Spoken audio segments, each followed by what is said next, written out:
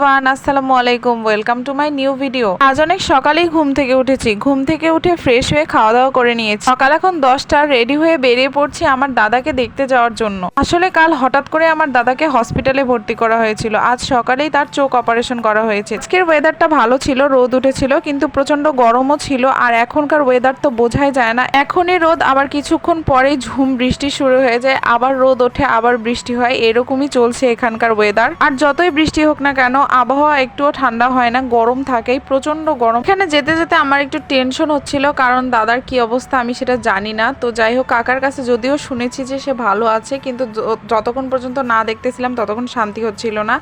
আর এই যে এখানে আস্তে আস্তে আমি হসপিটালের এখানে চলে এসেছি। আর দাদাকে আজকে ভর্তি করা হয়েছিল বগুড়া খ্রিস্টিয়ান হসপিটালে। আমি এই হসপিটালে এর আগে কোনোদিন আসিনি, তো আজকে ফার্স্ট টাইম আসলাম। আর আমি এখানে ওয়েট করছিলাম কাকার জন্য। তো কাকা আসছে, আমি দাদাকে দেখছি, ওখানে অনেকক্ষণ ছিলাম। আসলে হসপিটালের ভিতরে গিয়ে আমি ওইভাবে ভিডিও করিনি, আর ওরকম মন মানসিকতাও আমার নাই।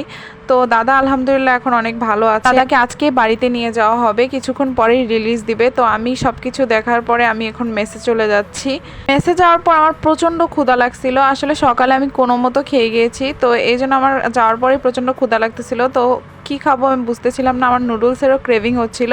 তো তাই ভাবলাম যে নুডলস বানিয়ে নিয়ে আসা যাক। আসলে আমার নিজের হাতে বানানো নুডলস খেতে খুব একটা বেশি ভালো লাগে না, কিন্তু আজকে অনেক দিন পর নুডলস বানিয়ে সেটা খেতে আমার খুবই ভালো লাগতেছে। আপের না, আমি নুডলস এতগুলো একাই খেয়েছি, আপু আর আমি দুজন মিলে ভাগ করে খেয়েছি।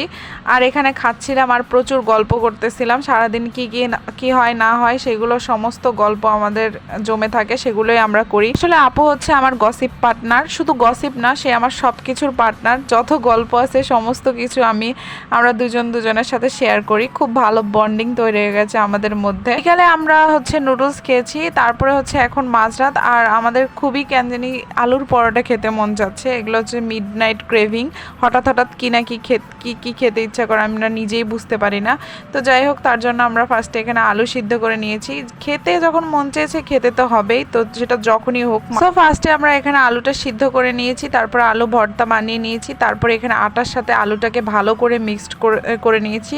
আর এই আলুর পরোটা বানাতে যে কি কাহিনী হয়েছে, মানে কি বলবো। আসলে আমাদের কাছে আটা কম ছিল, আর হচ্ছে আলু ভর্তাটা বেশি হয়ে গেছিলো, এই জন্য দুটো মিক্স করার পর প্রচন্ড আঠালো হয়ে গেছিলো এই ডোটা, যেখানে অনেক বেশি আটা লাগতো আর এখানে আটা ছিল না। আমি ভেবেছিলাম যে এটা দিয়ে হয়তো পরোটা বানাতে খুব একটা বেশি অসুবিধা হবে না, কিন্তু খুবই অসুবিধা হচ্ছিল। এটা পুরোটাই একদম হাতের সাথে লেগে আসতেছিল, আর পুরোটাই একদম বেলা যাচ্ছিল না। তারপরে এটাকে গোলানো হয়েছে পানি দিয়ে, তারপরে গুলিয়ে এটাকে ওই গোলা রুটির মতো করে বানানো হয়েছে। কি আর করার, মানে নষ্ট তো করা যাবে না, খেতে যেহেতু মন চায়। আর এটা গোলার পরও এটা কড়াইয়ের সাথে খুব লেগে গিয়েছিল। এটা পুরো ফেইল্ড একটা এক্সপেরিমেন্ট ছিল। এটা আলুর পরোটা তো কোনোভাবেই বলা যায় না, আলুর গোলা রুটিও বলা যায় না, আলুর কিছু একটা হয়েছে, খাওয়া গিয়েছে, নষ্ট হয়নি, এটাই হচ্ছে বড় কথা। আর আমরা যে কোনো জিনিস একটু কমই নষ্ট করার চেষ্টা করি। সেটা যদি নষ্ট হয়ে যায়, আমরা যদি খাওয়ার উপযোগী হয় তো সেটা আমরা খেয়ে ফেলি, না হলে কোনো না কোনো কিছুভাবে কাজে লাগে, সেটাকে পুরোপুরি নষ্ট